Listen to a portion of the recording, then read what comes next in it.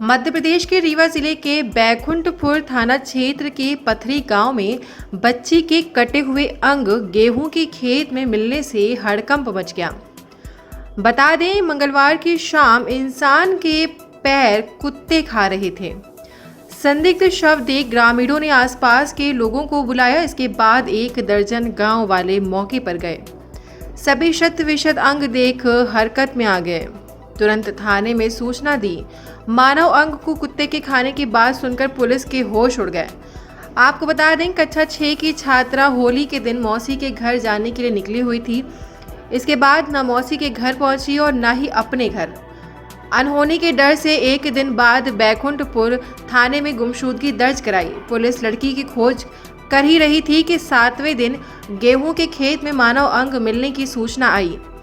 इसके बाद लड़की के परिजनों को बुलाया। परिजनों ने कपड़ों के आधार पर बच्ची की शिनाख्त कर ली। वहीं पुलिस ने बताया कि होली वाले दिन बच्ची के पिता से उसके चाचा अर्जुन के साथ किसी बात को लेकर विवाद हो गया था। इसी बात से नाराज चाचा ने बच्ची को मारने का प्लान बनाया। जब बच्ची रास्ते से जा रही थी तभी उसे रोककर पहले तो उससे राजश्री मंगवाई। उसके बाद बच्चे को कुरकुरे दिलाने के बहाने खेत में ले गया और फिर उसका गला दबा दिया। फिलहाल पुलिस ने आरोपी चाचा को गिरफ्तार कर लिया है।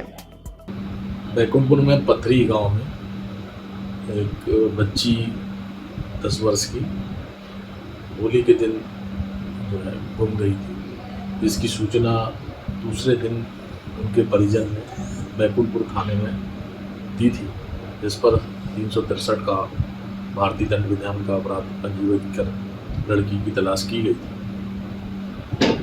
कल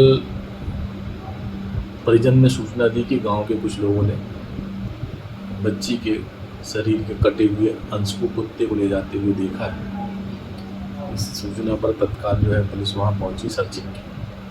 FSL टीम, डॉग मास्टर सभी मौके पर पहुंचे, तलाश किए तो वहाँ उनके घर के ही सामने पास में एक गेहूं का खेत था, जिसमें पूरा फुल बाली वाले गेहूं लगे हुए थे।